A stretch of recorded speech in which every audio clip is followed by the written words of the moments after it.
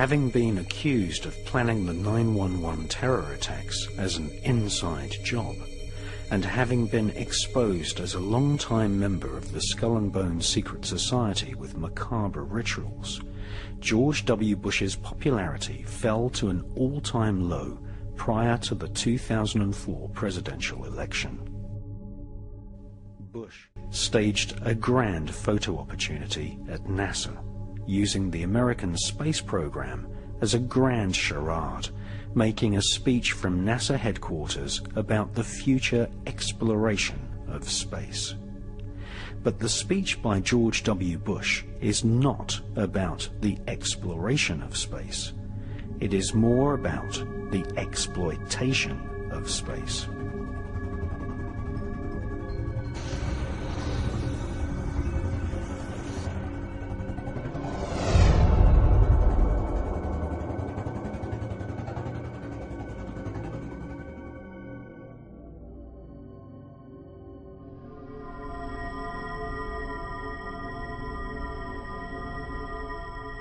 The US government has weaponized space.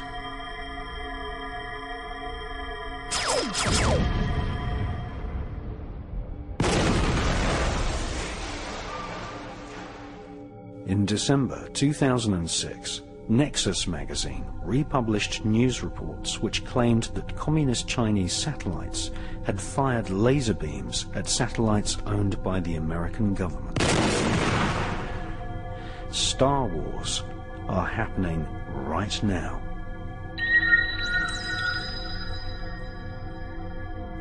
There are thousands of satellites in orbit. Many contain small nuclear reactors. When one of these nuclear-powered satellites falls back to Earth, it is like a silent H-bomb, depositing radioactive dust into the atmosphere.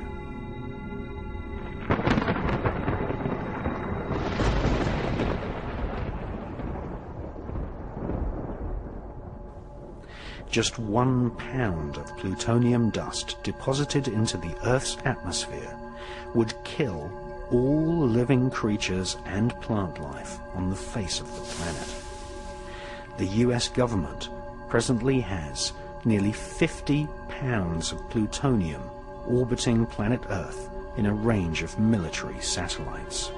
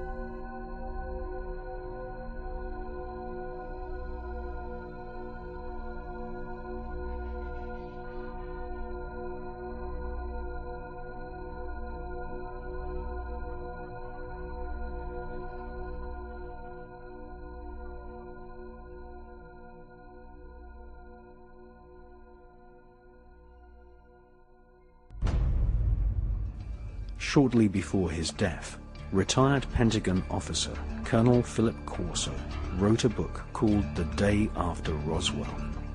In this astounding book, he claimed that the Star Wars weapon system was placed in orbit to repel alien invaders.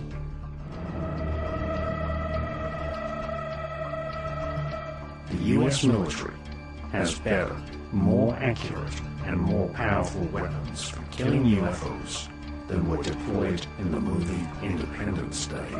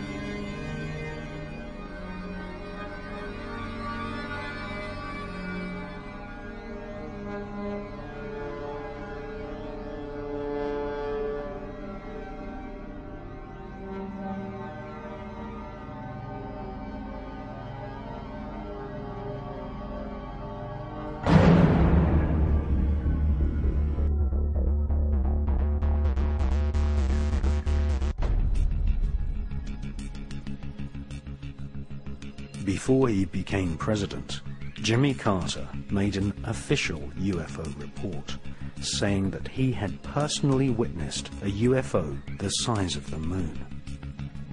During the Carter presidency, the CIA and FBI came under pressure from UFO investigators and the Carter administration to reveal what they knew about the UFO phenomenon. At first, the CIA denied ever having kept documents about UFOs.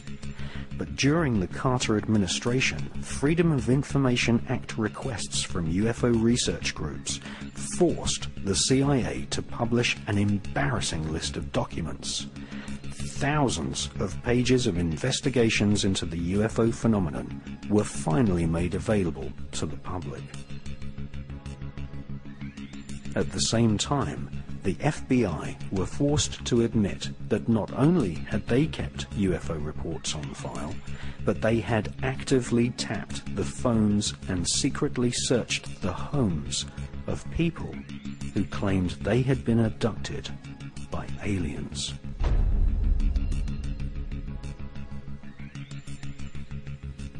Of all the government agencies who have been deliberately silent regarding the possibility of aliens visiting planet Earth, it is the National Aeronautical and Space Administration, NASA, which has steadfastly refused to admit that they are actively involved in UFO research. However, we now know that NASA are actively involved in UFO research. More than 20 space shuttle missions have returned from space with video footage of unidentified flying objects. On every occasion, NASA have claimed that UFOs filmed by NASA astronauts are nothing more than ice particles and debris floating in space. However, since the 1950s, more than 15 NASA astronauts have reported UFOs to mission control.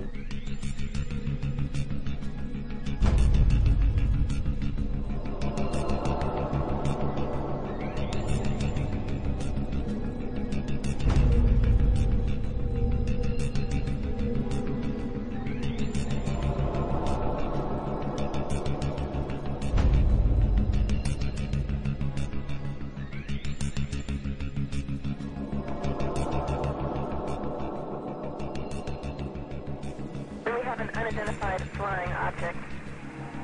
On March the 14th, 1989, amateur radio enthusiasts recorded a transmission on a secret NASA frequency from Space Shuttle pilot John Blah. Houston, this is Discovery. We still have the alien spacecraft under appearance.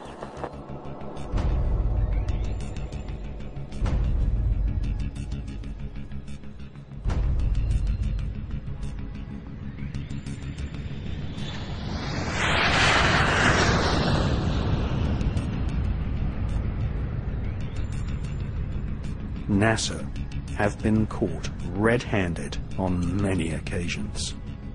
NASA have refused to admit they are actively monitoring the presence of aliens.